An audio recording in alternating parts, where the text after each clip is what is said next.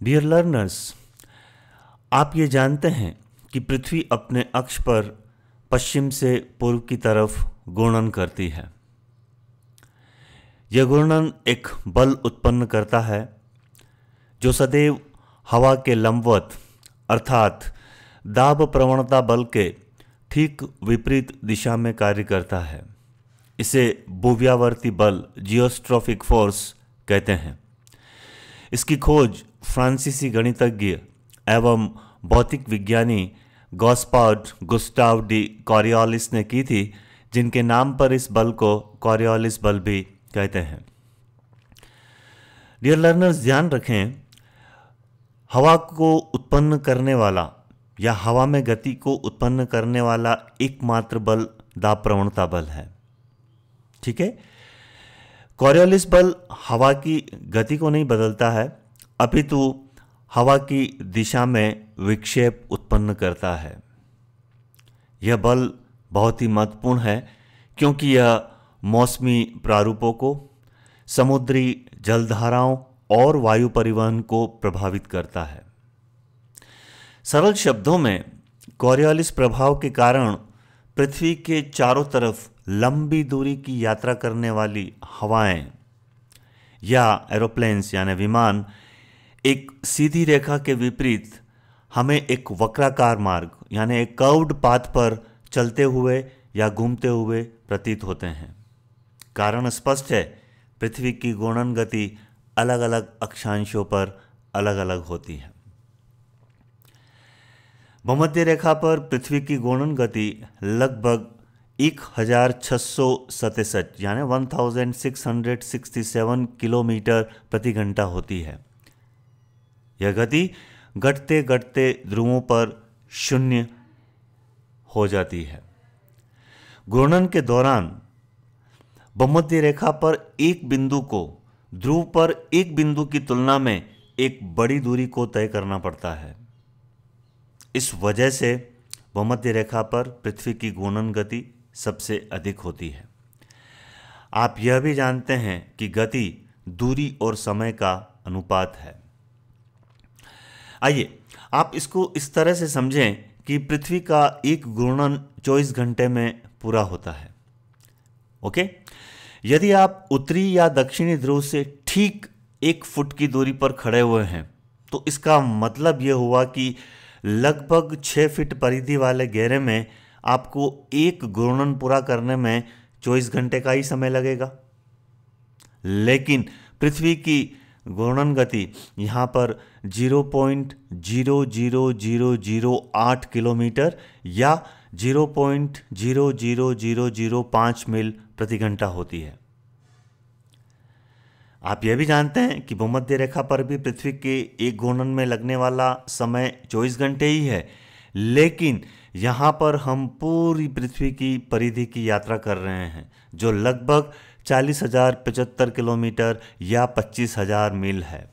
इसका मतलब यह है कि हम यहाँ खड़े होकर लगभग 1,667 किलोमीटर या 1,040 मील प्रति घंटे की गति से यात्रा कर रहे हैं। स्पष्ट है कि हम सभी हैं पृथ्वी पर ही, लेकिन हम भूमध्य रेखा से जैसे जैसे दूर होते जाते हैं हमारी घूर्णन गति यानी कि घूमने की गति धीमी होती जाती है। अब जानना यह जरूरी है कि कॉरियोलिस बल की वजह से हवाएं, जलधाराओं, विमानों आदि का मार्ग वक्राकार क्यों हो जाता है। आइए आपको मैं यह बात एनिमेशन के द्वारा समझाता हूँ। आप इस एनिमेशन में देख रहे हैं कि एक नीले रंग की ट्रेन है जो तेज गति से चल रही है और इसके उत्तर में एक लाल रंग की ट्रेन है जो नीले रंग की ट्रेन की तुलना में धीमी गति से चल रही है। लाल रंग की ट्रेन के एक डिब्बे में फुटबॉल गोल की नेट लगी हुई है और नीली ट्रेन से हमें फुटबॉल को उस गोल की नेट में पहुंचाना है। हम जैसे ही फुटबॉल को गोल की नेट में पहुंचाने के लिए फुटबॉल को फेंकते हैं, लेकिन फुटबॉल गोल की नेट में नहीं पहुंचता है और थोड़ा सा विक्षेपित हो जाता है। कारण न केवल फुटबॉल लाल ट्रेन के गोल की नेट की दिशा में यात्रा कर रहा है, अपितु वह नीली ट्रेन जिस दिशा में जिस गति से यात्रा कर रही है उस दिशा में भी फुटबॉल यात्रा करता है। फलतः फुटबॉल गोल के नेट में नहीं पहुंच पाता है और दाईं तरफ विक्षेपित हो जाता है। अब आप यह मान लीजिए कि ये लाल और नीली रंग की ट्रेनें पृथ्वी के दो अलग अलग अक्षांशों पर यात्रा कर रही हैं। अब आप एक और लाल रंग की ट्रेन शामिल कर लीजिए।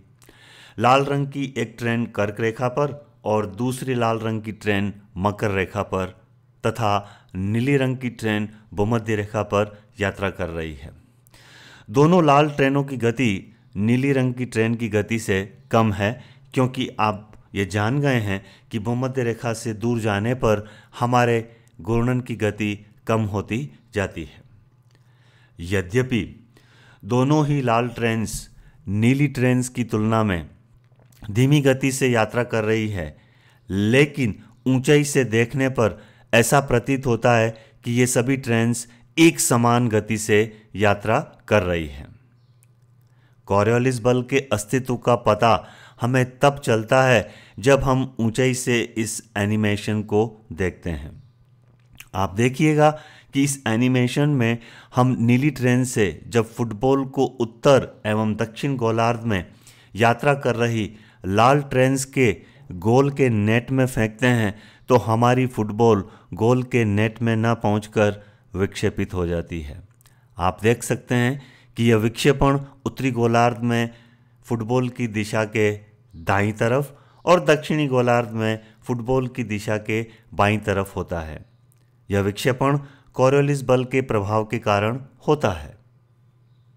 डियर लर्नर्स, इस चित्र को आप ध्यान से देखिए कि किस तरह से पवन अपने शुरुआती बिंदु से प्रवाहित होना चालू होती है और शुरुआती दौर में समदाब रेखाओं के ऊपर लगभग 15 डिग्री से 45 डिग्री के कोण पर बहना प्रारंभ करती है और धीरे धीरे किस तरह से समदाब रेखाओं के समानांतर प्रवाहित होना चालू होती है। इस चित्र में आप देखिएगा कि सबसे न्यून वायुदाब वाली जो समदाब रेखा है उसका मान 900 मिलीबार है और जो सर्वाधिक वायुदाब वाली समदाब रेखा है उसका मान 916 मिलीबार है। आपको ये मालूम है कि दाब प्रवणता बल उच्च वायुदाब से न्यून वायुदाब की दिशा में कार्यरत रहता है और इसी के अधीन होकर पवनें भी उच्च वायुदाब से न्यून वायुदाब की ओर प्रवाहित होती है। इस चित्र में हरे कलर के तीर से दाब प्रवणता बल और उसकी दिशा को दिखाया गया है और काले रंग के तीर से कॉरियोलिस जो प्रभाव है उसको दिखाया गया है कि किस तरह से हवा की दिशा के लंबवत कॉरियोलिस प्रभाव कार्य करता है और हवा की दिशा में विक्षेपण उत्पन्न करता है। डियर लर्नर्स, पृथ्वी सतह पर सतही पवनों की दिशा में विक्षेपण कॉरियोलिस बल एवं घर्षण बल फ्रिक्शन फोर्स के कारण होता है। आप ये जानते हैं कि दाब प्रवणता बल के लंबवत दिशा में कॉरियोलिस बल और पवन की दिशा के विपरीत दिशा में घर्षण बल कार्यरत रहते हैं। फलतः पवनें समदाब रेखाओं को 15 डिग्री से 45 डिग्री के कोणों पर काटती हुई न्यून वायुदाब की तरफ प्रवाहित होती है। इन पवनों को पृष्ठीय, सतही और अंग्रेजी में सरफेस विंड्स कहते हैं, जो दाब प्रवणता बल, कॉरियोलिस बल और घर्षण बल के बीच संतुलन स्थापित करते हुए प्रवाहित होती है। आप इस चित्र में देख सकते हैं कि जो पवन का उत्पत्ति स्थल है वहाँ से जब पवन प्रारंभ होती है तो उस पर कॉरियोलिस बल और घर्षण बल दोनों ही कार्यरत रहते हैं और पवनें समदाब रेखाओं को 15 से 45 डिग्री के कोण पर काटते हुए प्रवाहित होती है। लेकिन जैसे जैसे पवनें ऊंचाई की ओर बढ़ती है तो लगभग 600 मीटर से अधिक ऊंचाई पर घर्षण बल नगण्य हो जाता है और यहाँ अब पवनें दाब प्रवणता बल को केवल कॉरियोलिस बल संतुलित करता है और इसके प्रभाव से पवनें समदाब रेखाओं के समानांतर प्रवाहित होने लगती है। इस प्रकार की पवनों को हम भूव्यावर्ती पवन या जियोस्ट्रॉफिक विंड्स कहते हैं। ऊपरी वायुमंडल में बहने वाली जो जेट धाराएं हैं वो भूव्यावर्ती पवनों का एक बहुत अच्छा उदाहरण है, जो ताप प्रवणता बल और कॉरियोलिस बल को संतुलित करते हुए प्रवाहित होती है। आप यहाँ एक बात ध्यान रखें, कॉरियोलिस बल के कारण हवा की दिशा में अधिकतम विक्षेपण 90 डिग्री तक का हो सकता है। कॉरियोलिस बल के इस प्रभाव के कारण उत्तरी गोलार्ध में न्यून वायुदाब के चारों तरफ पवन का प्रवाह घड़ी की सुई के विपरीत दिशा यानी काउंटर क्लॉकवाइज में हो जाता है, और दक्षिणी गोलार्ध में न्यून वायुदाब के चारों तरफ पवन का प्रवाह घड़ी की सुई की दिशा के अनुरूप यानी क्लॉकवाइज हो जाता है। इन दोनों ही वायु के प्रवाह को आप इस चित्र में आसानी से देख सकते हैं।